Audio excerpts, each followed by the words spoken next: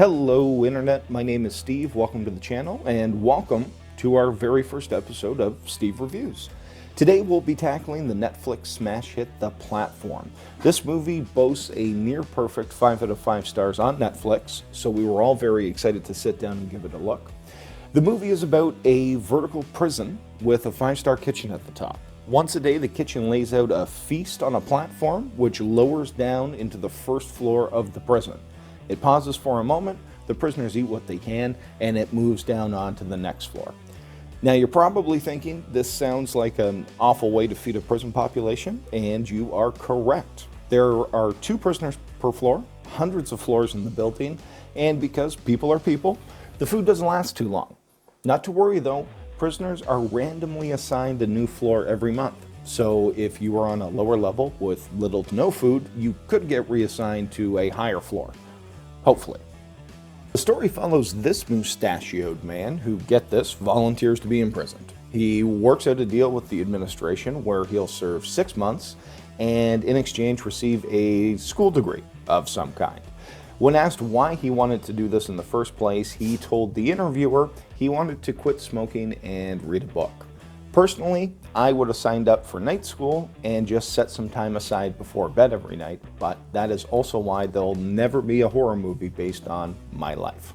Anyways, Mustachio here gets assigned a floor and we're off to the races. He meets his first cellmate, a creepy old man who eats people, and you guessed it, immediately betrays our hero at the first sign of trouble.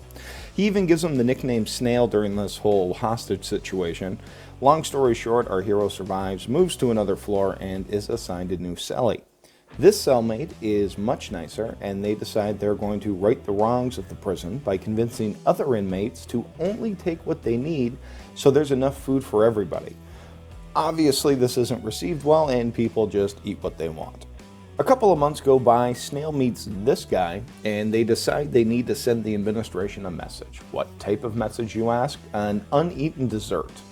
The big plan is to ride the platform down to the very bottom of the prison, protect the piece of cake, kill anyone who gets in their way, and then send the uneaten cake back up the platform like some delicious middle finger. Why they think the administration would care and why a guy with 1 month left until his release would agree to this plan is beyond me, but regardless, they hop on the platform, ride it down, find a little girl, decide to give her the piece of cake, and send her up as the message instead. Along the way, Snail gets injured and dies. Upon his death, he's greeted by the creepy ghost of that same old man who tried to eat him earlier. Apparently, they're cool, and the movie ends.